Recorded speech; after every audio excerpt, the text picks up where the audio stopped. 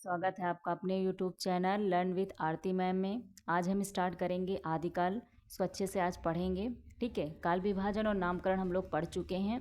उसमें जो जो इम्पोर्टेंट पॉइंट्स थे वो मैंने आपको अच्छे से बता दिया। ठीक है, आज हम स्टार्ट करेंगे आदिकाल। इसमें देखेंगे क्या इम्पोर्टेंट है और क्या नहीं है। आप इसको अच्छे से पढ़िए और एक बार खुद भी देखिए कि मतलब कहाँ से क्या क्वेश्चन पूछा जा रहा है। PYQ अगर आपके पास है क्वेश्चन तो आप ज़रूर लगाइए। ठीक है, क्योंकि तभी आपको पता चलेगा क्वेश्चन में इंपॉर्टेंट क्या है, आपको क्या लिखना है, क्या शॉर्ट नोट्स में आपको तैयार करना है, जो कि आपके लिए एग्ज़ाम के लिए बहुत ज़्यादा इंपॉर्टेंट है। ठीक है, तो हम स्टार्ट करते हैं आदिकाल।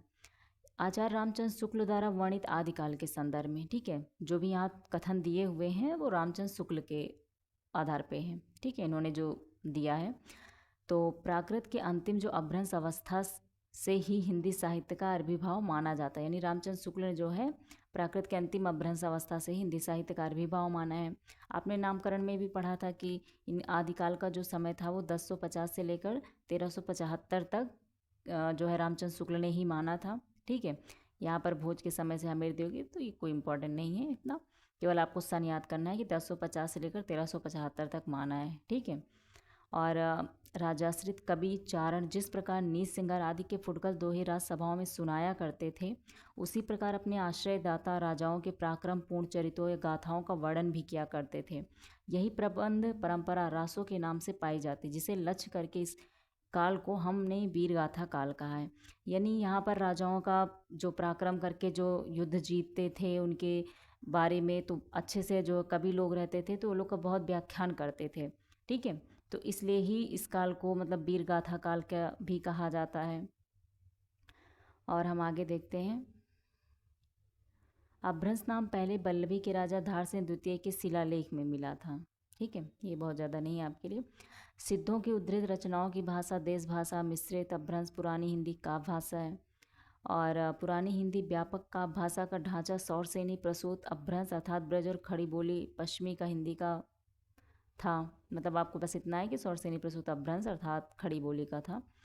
आध्यात्मिक रंग के चश्मे, आजकल ये लाइन जो है इम्पॉर्टेंट है थोड़ा सा, कि रामचंद्र शुक्ल ने कहा था आध्यात्मिक रंग के चश्मे आजकल बहुत सस्ते हो गए, उन्हें चढ़ाकर जैसे कुछ लोगों ने गीत गोविंद के पदों को आध्यात्मिक संकेत बताया, वैसे ही विद्यापति के इन पदों को भी है। ठीक है, और ये कुछ महत्वपूर्ण पंक्तियां हैं जिनमें आपको सब नहीं याद करना है, लेकिन एक बार दो बार आपको इसको पढ़ जरूर लेना है। ठीक है, ये सरहप्पा की हैं, लोईपा की हैं, तो ये आपके लिए थोड़ा इम्पोर्टेंट है, बट सब नहीं पढ़ना है आपको। ठीक है, सारे लर्न होंगे भी नहीं, इतने ज़्यादा हैं, तो आपको तो एक दो बार तीन बार आपको इसको देख लेना है। जो इम्पोर्टेंट हो उसको आप माइंड में भी रखिए। ठीक है, और जो जैसे जो जीर्ण सासर भाष्यो सो भई काहेड सारू जो पालई सही भाव करू सो सरी पावई पारू, देवसेन के भी इम्पोर्टेंट है। और आपका सेकेंड वाला भी पंडित साल सत बखाड़ई, ये भी है। ठीक है, और लुइपा की भी हैं जो इम्पोर्टेंट है। कावा तरुवर पंच बिडाल भावना हो या भावना जाई, लुइपा की रचनाएं हैं। और गंगा जमुना माझे बहिर रिनाई, और देसिल बहना सब्जन मीठा ते तैसन जबहू और हट्टा, ये विद्यापति की लाइनें बहुत ज़्यादा इंपॉर्टेंट है। ठीक है, हिंदू बोले दूरे निकार छोटे तरुका भव की मार। और पृथ्वीराज रासो की जो हैं ये भी इम्पोर्टेंट ही है आपके लिए। ठीक है, यहाँ भी है। और 12 बरस ले कुकुर जी और 13 ले जेस यार, आपकी जगनी की भी इम्पोर्टेंट है ये लाइन। ठीक है, एक ताल मोती से भरा, अमीर खुसरो की लाइनें हैं जो कभी कभार पूछ ली जाती, तो अमीर खुसरो की पढ़ लीजिएगा एक बार। ठीक है, इनकी का जैसे पता है मुकरियाँ पहेलियाँ यही इनकी हैं, तो ज़्यादातर इनकी लाइनें भी उसी में से ली गई हैं। ठीक है, और ये थी इम्पॉर्टेंट लाइनें जो आप दो तीन बार देख लीजिएगा, पढ़ लीजिएगा। ठीक है, पूरा लिखने की ज़रूरत नहीं है इसमें, आप केवल बुक अगर पास से बुक है तो आप बुक में पढ़ लीजिएगा। शॉर्ट नोट्स का मतलब होता है कि आप बस ऐसा पढ़िए जो बस रिवीजन के लिए आपको रहे।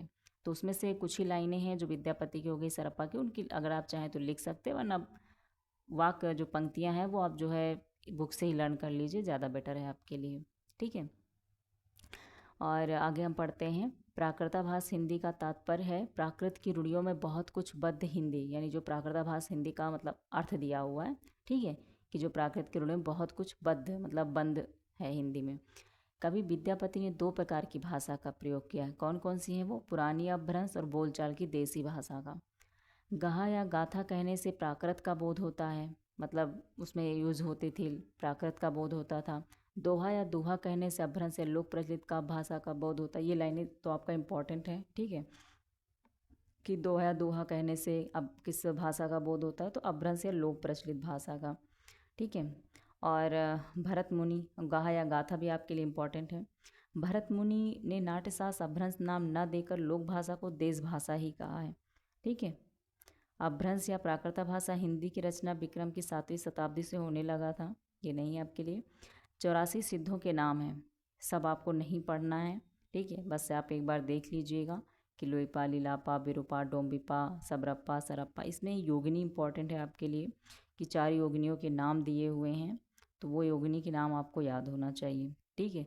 बाकी तो बहुत ज़्यादा है, 2-3 बार आप पढ़ लीजिए, बस माइंड में हो कि हाँ ये हैं, बाकी नहीं है। तो उसमें से आपका जैसे मणिभद्रा हो गई, कनकलापा हो गई, मेखलापा हो गई, और चौथी हो गई आपकी लक्ष्मीकरण। 4 योगिनी हैं, तो ये योगिनी आपके लिए इम्पॉर्टेंट है, ठीक है। और सिद्धों में जो सबसे पुराने सरह या सरोज वज्र भी नाम है इनका, यानी सरह है, ठीक है। महासुखवाद का प्रवर्तन वज्रयान शाखा में हुआ है। महासुख का अर्थ क्या है? कि आनंद स्वरूप ईश्वरत्व, प्रज्ञा और उपाय के योग से इस महासुख दशा की प्राप्ति मानी गई है। गोरखनाथ का नाथ पंथ मूल रूप से वज्रयान शाखा का ही एक रूप है। जो गोरखनाथ का नाथ पंथ है वो वज्रयान शाखा का ही एक रूप है, ठीक है। और गोरखनाथ ने पतंजलि के उच्च लक्ष्य ईश्वर की प्राप्ति को लेकर हठ योग का प्रवर्तन, ये आपके लिए ज़्यादा नहीं है। और आपका इसमें है नहीं, हाँ, नाथों की संख्या 9 माना गया है, इन्हें आप ज़रूर पढ़ लीजिएगा, ठीक है। नाथों की संख्या 9 माना गया है, लोग इन्हें नवनाथ भी कहते हैं। गोरच सिद्धांत संग्रह में इनका नाम जो है ये आपको लर्न करना पड़ेगा, इनके नाम भी, ठीक है। आप पहले तो लिखिएगा, नाथों की संख्या 9 है, गोरच सिद्धांत संग्रह में है। और कौन कौन से इनके नाम हैं? तो नागार्जुन, जड़ भरत, हरिश्चंद्र, सत्यनाथ, भीमनाथ, गोरचनाथ, चरपट, जलंधर और मलयार्जुन। 3-4 बार पढ़िएगा, उसके बाद अपनी उंगलियों पर करके एक एक करके उनके 9 के नाम याद कर लीजिएगा, ठीक है। ये बहुत ज़्यादा टफ नहीं है, लेकिन फिर भी आपको नाम याद होने चाहिए, क्योंकि पीवाईक्यू में ये क्वेश्चन काफ़ी बार पूछा जा चुका है, तो आपको ये लर्न होना चाहिए, इसमें बहुत ज़्यादा इम्पॉर्टेंट है, ठीक है। और आज के लिए बस इतना ही। अपभ्रंश हम कल पढ़ेंगे, ठीक है। और कल से आप जो है, उम्मीद है कि आप जितना पढ़ाया जा रहा है उसका नोट्स भी बना रहे होंगे, अच्छे से तैयार भी कर रहे होंगे, ठीक है। कल हम अपभ्रंश पढ़ेंगे, और बस कोशिश यही करिए कि जल्द से जल्द आपका कोर्स जो है कंप्लीट हो, और आप अच्छे से तैयार भी करते चलिए, क्योंकि पेपर आपकी डेट कभी भी आएगी, तो आपको बस ये हो कि हाँ रिवीजन करना है, हमें अपना लक्ष्य बना के चलिए कि इस बार सिलेक्शन ज़रूर लेना है, ठीक है। Okay, thank you guys.